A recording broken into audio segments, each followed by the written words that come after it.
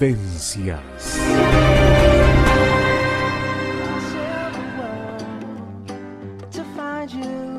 Vida sana. La columna del doctor Ricardo Velasco en Vivencias.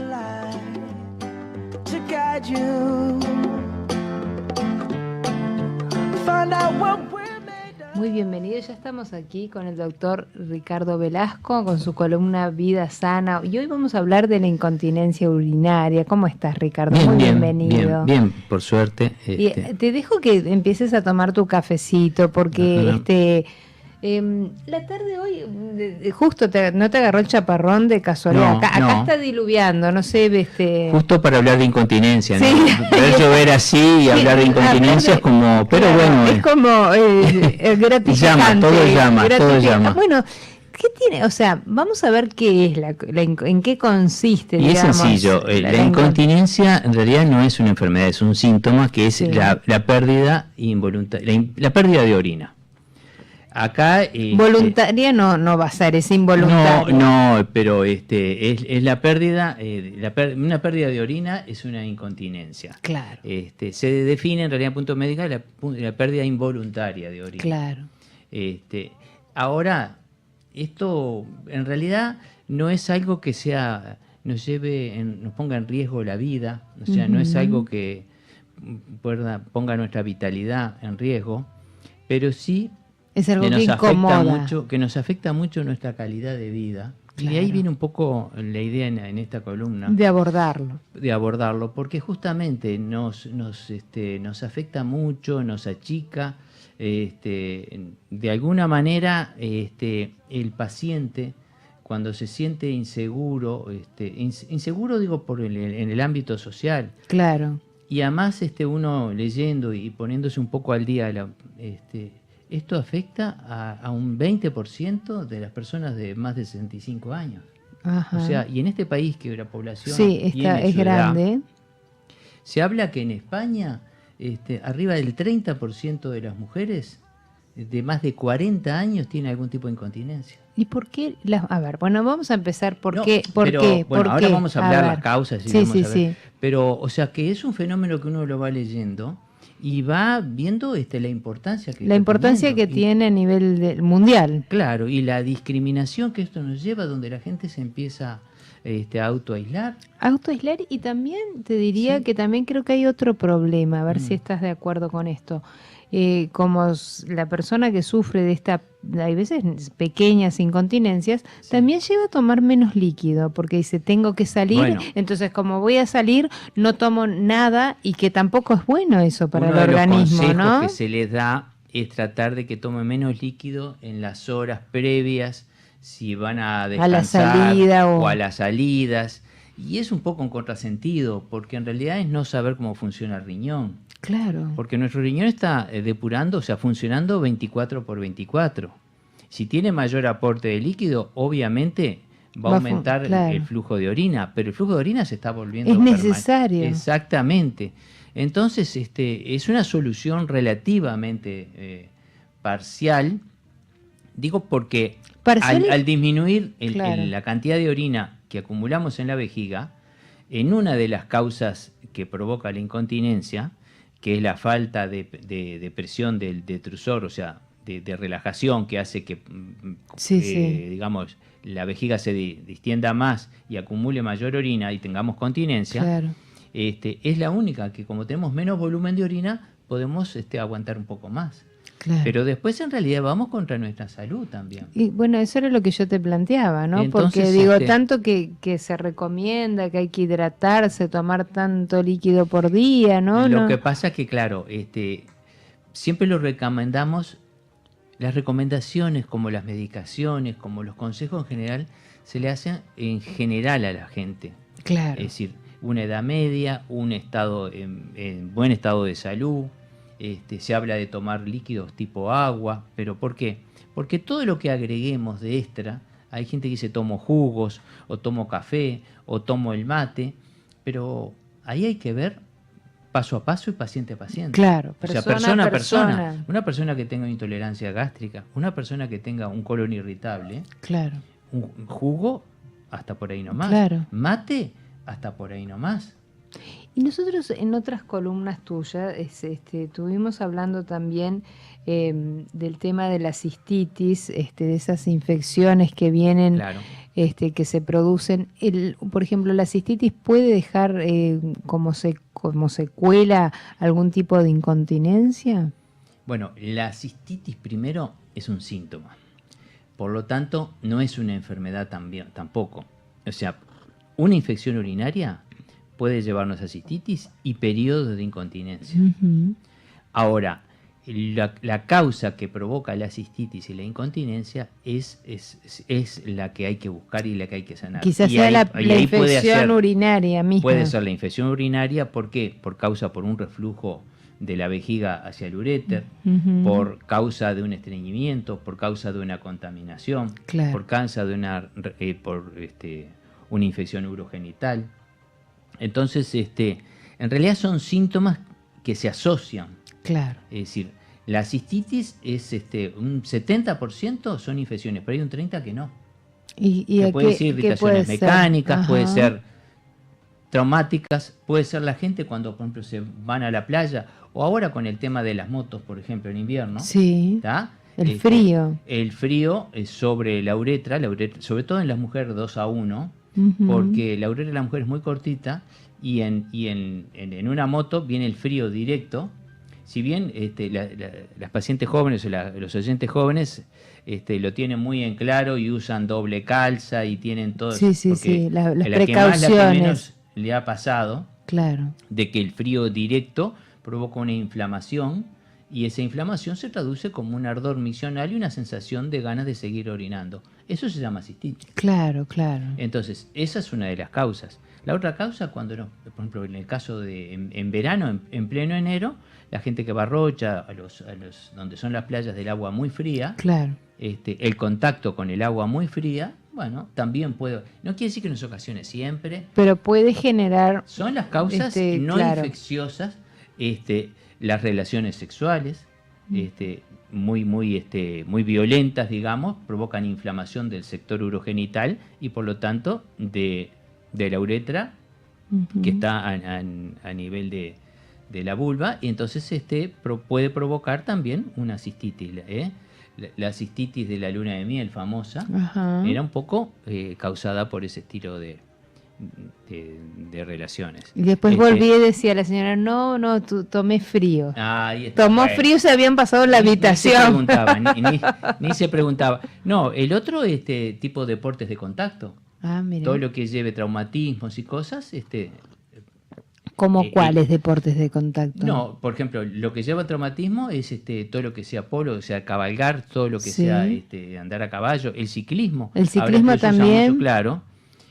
Si bien el traumatismo permanente del asiento, uh-huh.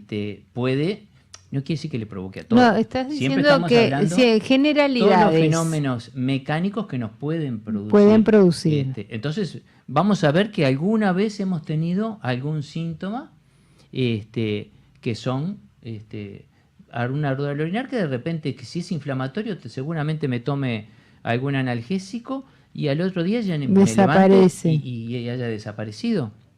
La otra cosa que puede provocarlo muchas veces son el hecho de tener arenilla o tener algún tipo de litiasis. Ajá. Cuando se elimina, hace que se inflame, o sea, las piedritas que se van recorriendo la uretra, hacen una pequeña lesión y provocan inflamación. Ahí, al principio empieza una cistitis de tipo mecánica, después se transforma en una infección urinaria. Claro. Porque en realidad, al dejar de correr el flujo de orina, enseguida que se obstruye, a las 2-3 horas ya están las condiciones para una infección urinaria.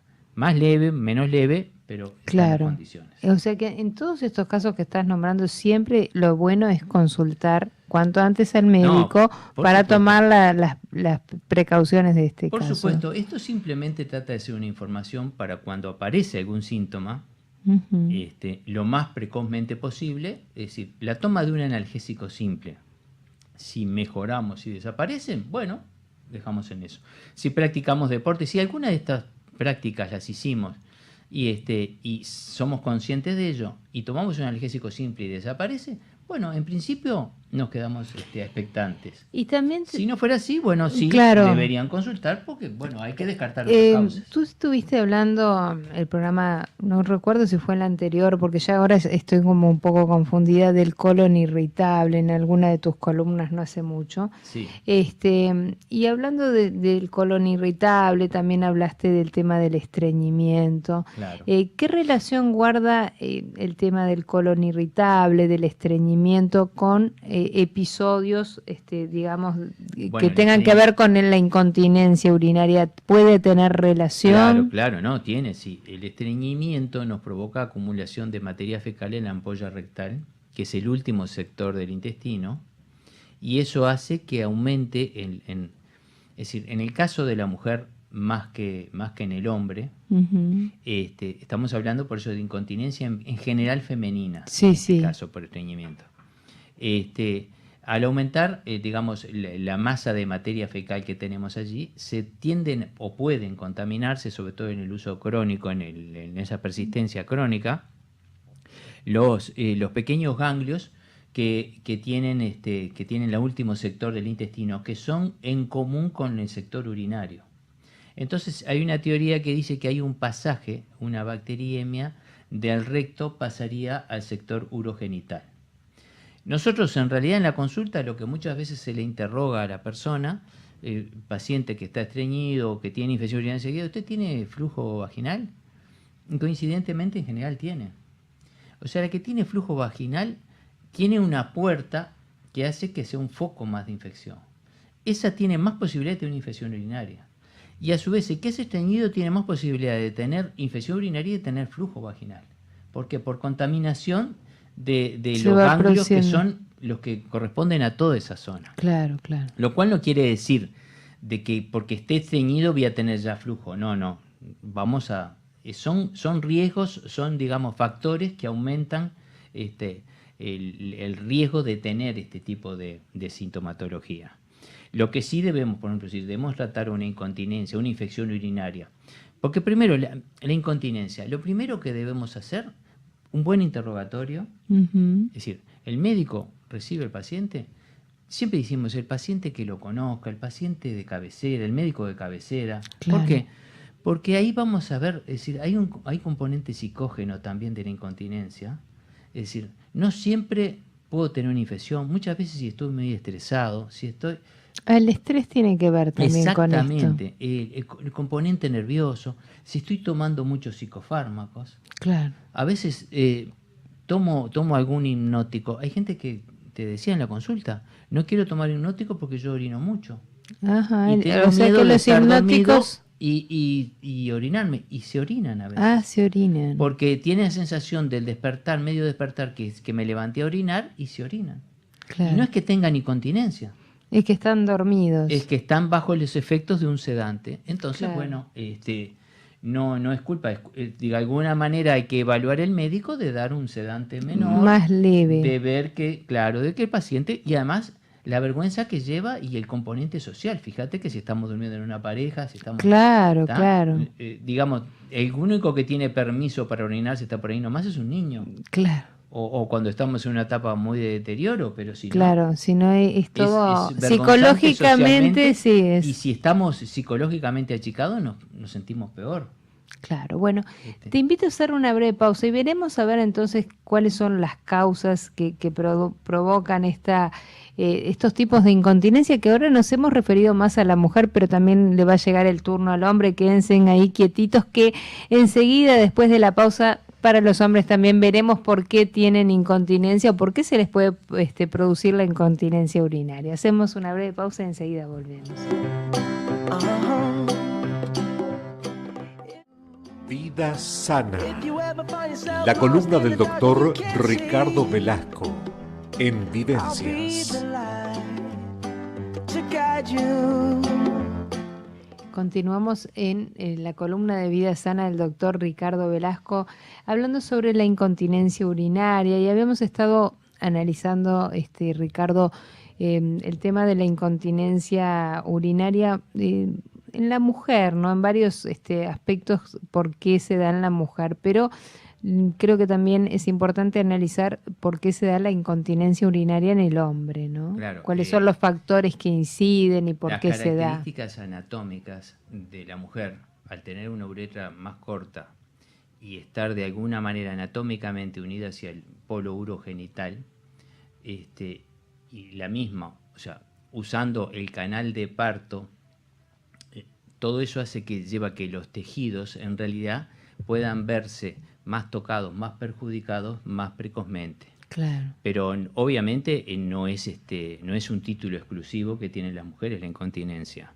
Claro. Es decir, las mujeres tienen útero, los hombres tenemos próstata. Uh-huh. El aumento del tamaño de la próstata, que la próstata es una glándula de secreción interna, que es lo que segrega parte de lo que sería el líquido seminal. Uh-huh.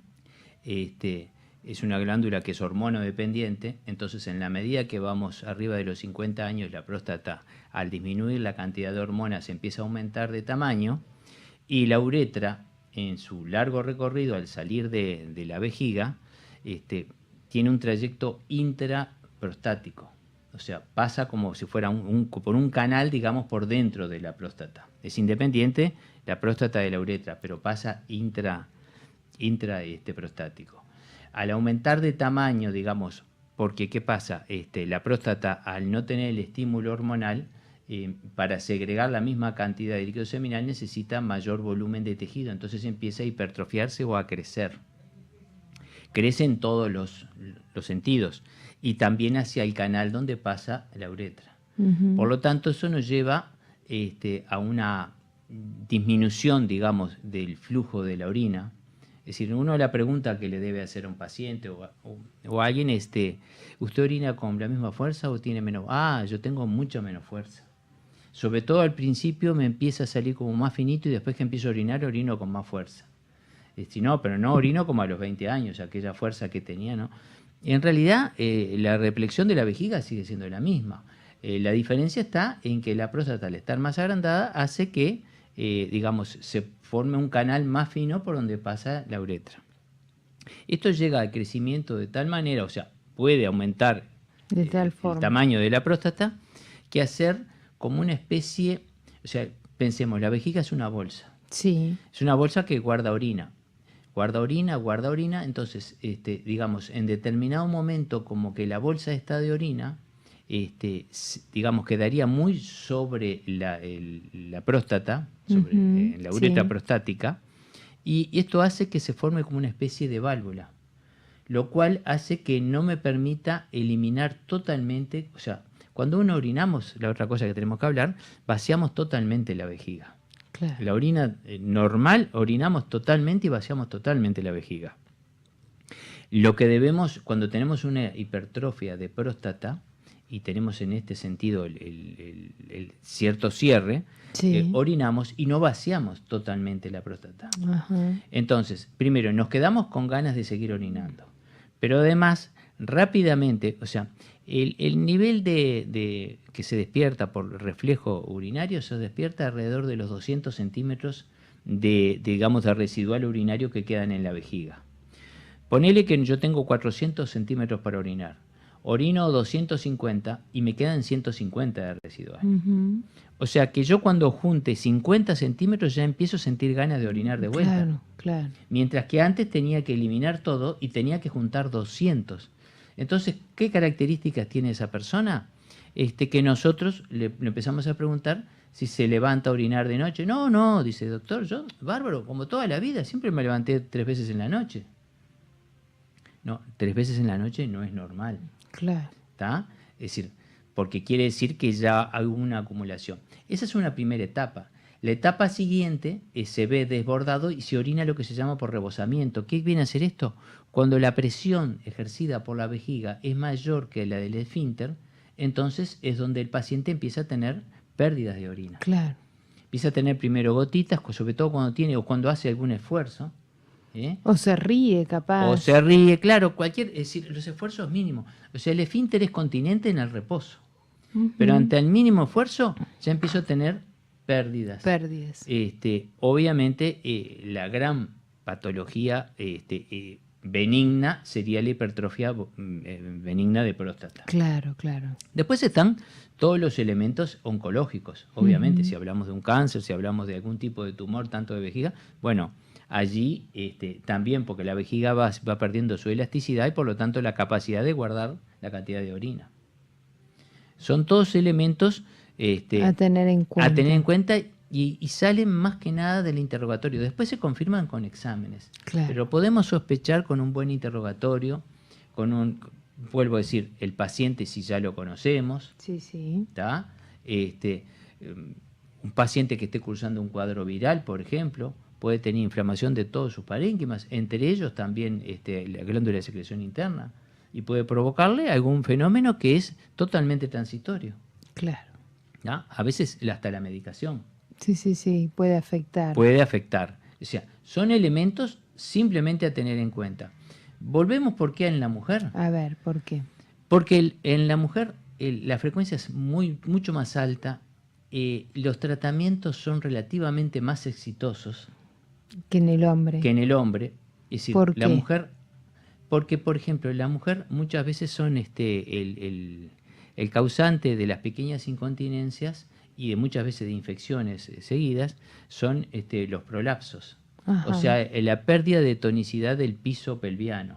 Claro. Eso es provocado muchas veces por los partos, por los embarazos mismos, o por la naturaleza, por la genética, claro. ¿verdad? Ahora, si tenemos una genética que no sea muy buena, que nuestro tejido no sea muy bueno, y tuvimos en realidad 2 o 3 partos, eso colabora para que el piso pelviano. Ahí hay varias soluciones, hay varios diagnósticos que se pueden hacer y soluciones, y están, por ejemplo, los ejercicios de Kegel, Ajá. que es tratar digamos, para tonificar el piso pelviano, sí. que son simplemente el hecho de tratar de ir aguantando, tratando de comprimiendo y descomprimiendo el piso pelviano. Eso, quieras o no, aumenta el tono esfinteriano, claro. y hace que podamos retrasar la pérdida de tonicidad. De tonicidad en esos músculos, que perdieron su tonicidad. Exactamente. Después hay soluciones quirúrgicas también, obviamente que quedan excelentes, claro. Pero antes de empezar con todo ese tipo de cosas, hay otro tipo de soluciones que en la mujer nos pueden alargar 4, 5, 10 años, muchas veces una patología que después puede terminar en cirugía. Claro. Pero simplemente a veces con los ejercicios, con la educación del esfínter, tratar de orinar, ir cortando la orina y volver a empezar para educar el esfínter. Eso le da tono al esfínter, aunque parezca mentira. Claro. Como de alguna manera le decimos los pediatras que le enseñan a los niños a tener la continencia. Bueno, de alguna manera nuestro organismo necesita una reeducación. Perfecto.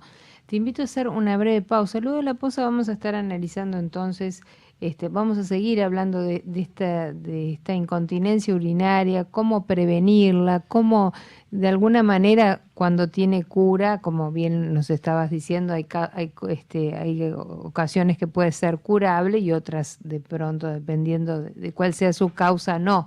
Pero lo vamos a seguir analizando en el bloque que viene. Muy bien. Quedan abiertas las líneas de comunicación y enseguida continuamos aquí con el doctor Ricardo Velasco.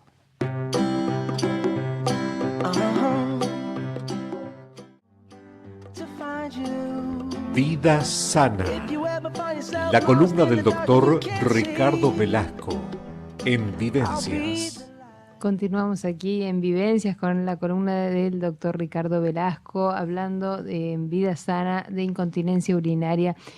¿Qué rutina, o sea, llega la persona a tu consulta con un problema de incontinencia? ¿Qué rutinas le pedís? ¿Por qué? A ver. Bueno, primero, acá el conocimiento previo del paciente es fundamental. Claro. Pero bueno, ponele que no lo conocemos. Llega una persona y tengo una pérdida de orina, que esta pérdida es a predominio nocturno, no contengo o contuve y a veces me pasa que en episodios que no tengo continencia. O sea, esto puede ser permanente o puede ser en episodios parciales. Ahí ya me voy orientando un poco hacia lo orgánico y lo funcional.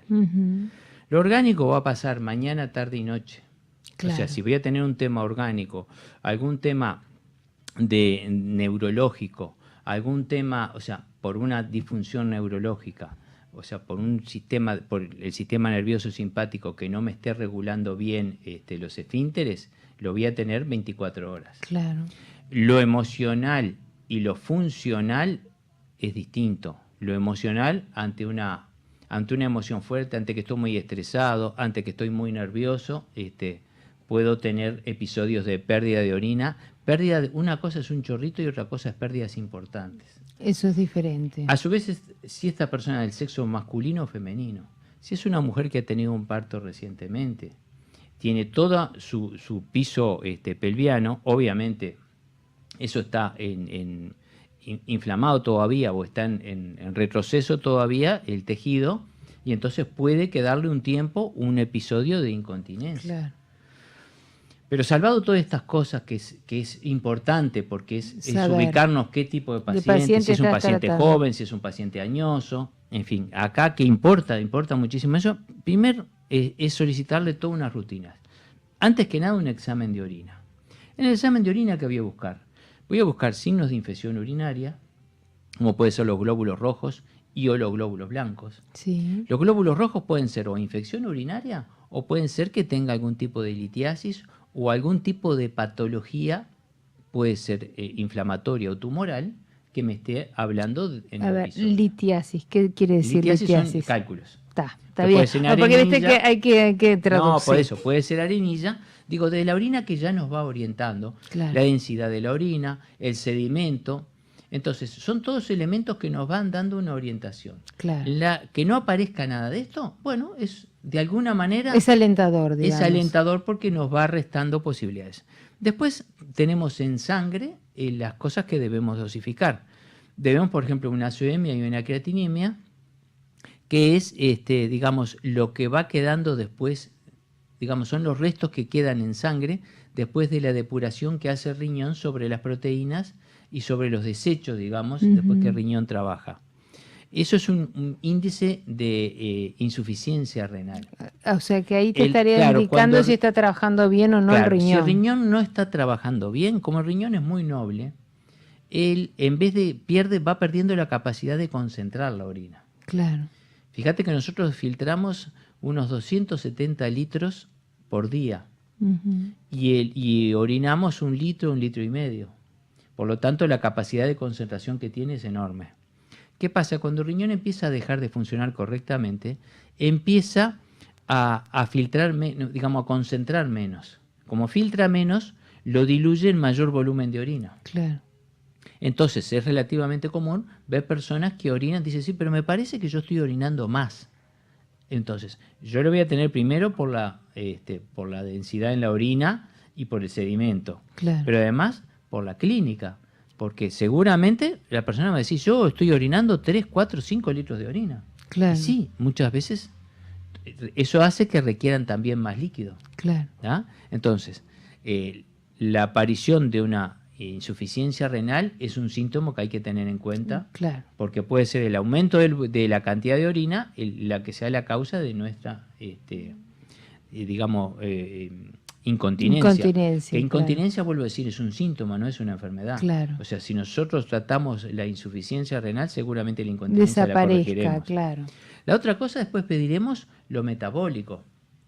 ¿Qué es lo metabólico? Bueno, por ejemplo, hay el tiroides y pediremos una glicemia. O sea, perdón, el metabolismo glucídico, no solo la glicemia. Claro. Cuando aumenta la glucosa por encima, sobre todo en un diabético, y los diabéticos lo sabrán mejor que yo, cuando aumenta la glucosa por encima de determinados valores, pasa la glucosa a la orina. Y esta se acompaña en general de volumen urinario. En etapas de descompensaciones con grandes glucosurias es glucosa en orina, sí, con grandes glucosurias, los pacientes se vuelven unos calentadores de orina prácticamente. Toman abundante cantidad de líquidos que de hecho muchas veces debutan por eso. Debutan por el aumento de la diuresis. Claro.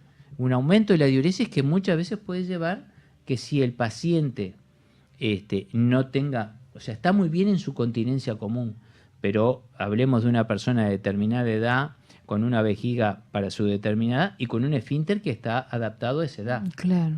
Tiene de golpe un aporte importante de volumen de orina y es donde se vuelve insuficiente. Claro. Y ahí es donde empezamos con las incontinencias. O sea, un diabético descompensado es la otra cosa que hay que buscar. Entonces, la glucosa, la prueba de tolerancia a la glucosa, la otra cosa, un tiroides, el hipertiroidismo, por la aceleración de todos el hipertiroidismo y el hipotiroidismo, o sea, el trastorno del tiroides nos puede acelerar totalmente el metabolismo. Claro. Nos puede descompensar varias cosas, entre otras cosas también el sector urinario. ¿Tá? Entonces, yo con una serie, por supuesto, después pediremos exámenes generales en general, es decir, porque el riñón, por ejemplo, es productor de un generador de hemoglobina, de glóbulos rojos. Claro. Entonces, una de las causas una de las que vamos a encontrar es la falta de hemoglobina, o sea, una anemia. Claro. Entonces, nosotros pidiendo una rutina, vamos a tener una orientación y le podremos hablar al paciente de qué causas tiene y de qué causas no tiene. Y si encontramos o no la causa. La causa, claro, pero lo vas a poder orientar, digamos. Exactamente, porque el tratamiento tiene que ser orientado en busca de la causa, claro. Hay que determinar la causa. Lo importante creo que tiene todo esto es que puede ser revertible, o sea, puede ser la incontinencia urinaria en definitiva puede ser revertible. Cuando es por descompensaciones metabólicas, en general compensándolo metabólicamente, la incontinencia se revierte. Cuando en general pensemos en un paciente añoso, claro, que tiene trastornos metabólicos, que tiene, en el caso de un hombre, un trastorno prostático, en el caso de una mujer, su propio pelvis que ya está, su propio piso pelviano que ya está, claro, de alguna manera vencido, que tiene, o sea, hace que todo esto, si bien podemos volver, no volvemos a la etapa de normalidad, claro, total, pero claro, sí podemos, donde un elemento nos vuelve socialmente estables. Claro. O sea, podemos compartir. Además, hay tratamientos.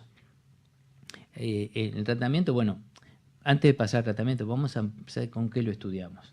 Si bien dijimos que lo estudiábamos simplemente con una rutina, claro, lo básico, después obviamente una radiografía, radiografía simple y radiografía con contraste, donde se hace una urografía de excreción, claro, se inyecta un colorante, se ve que va todo por el riñón y se trata de ver si ese riñón está en lo funcionando bien, claro, claro. Después la otra cosa que se puede hacer son las cistografías, se pasa una sonda y se inyecta un colorante y se trata de ver cómo está funcionando toda la vía urinaria. Porque a veces pasa que hay un tema, digamos, a nivel vesical o a nivel de los esfínteres, del detrusor. Claro. Porque acá hay dos músculos que funcionan en contra. Por ejemplo, el detrusor es un músculo que se tiene que relajar para permitir la dilatación de la vejiga. Si no se relajara, es donde podemos tener pérdida de orina. Mientras que el esfínter exterior permanece cerrado, y es así que tiene que estar. Cuando la presión de la vejiga supera la del esfínter, es cuando tenemos pérdida de orina. Claro. O sea, la válvula es la que tiene que estar cerrada. Que estar cerrada, claro. Entonces, digo, capaz que es muy aburrido o complejo esto. No, es interesante saber, porque estás en realidad marcando distintos exámenes que pueden ser la opción para ver un tratamiento futuro, claro, ¿no? La otra cosa que se hace son las ecografías, eso no es nada invasivo. La ecografía buscando que los cálculos, las litiasis, las arenillas, claro, que son los elementos mecánicos que muchas veces son los que nos pueden estar obstruyendo y que puedan llevar a un episodio de estos agudos, ¿verdad? Muy bien, te invito a hacer la última pausa y nos quedaron por hablar también el tema en los embarazos, ¿no? Que cuántas sí, mujeres nos estarán escuchando y la etapa final del embarazo se complica bastante el tema, puede haber incontinencia urinaria, sí, ¿no? Así que también las vamos a estar contemplando a las futuras mamás y sobre todo las que ya están muy próximas a que ese bebé nazca. Hacemos una breve pausa y enseguida continuamos aquí en Vivencias con el doctor Ricardo Velasco con su columna Vida Sana.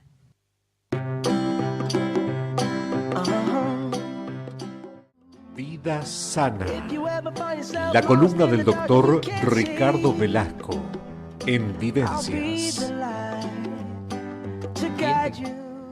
Bueno, continuamos. Estamos en los últimos minutos con el doctor acá, Ricardo Velasco.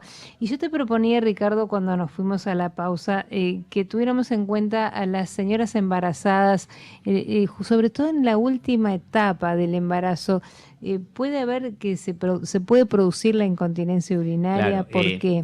El embarazo, entre los 3 trimestres que tiene, el primer trimestre es el trimestre de alguna manera de las náuseas, de los vómitos, de los mareos, una etapa que es cuando el embrión se empieza a formar y es cuando la adaptación del organismo donde se hace más difícil, más empiezan los mareos, los desmayos, la baja de presión. Claro. El segundo trimestre, o sea, de los 3 a los 6 meses, se supone que es el trimestre que se pasa mejor. ¿Por qué? Porque el feto, si bien ya está formado básicamente, Claro. es cuando empieza a aumentar de tamaño, el útero todavía no tiene su tamaño total y le permite a la mujer hacer una vida más normal. Claro.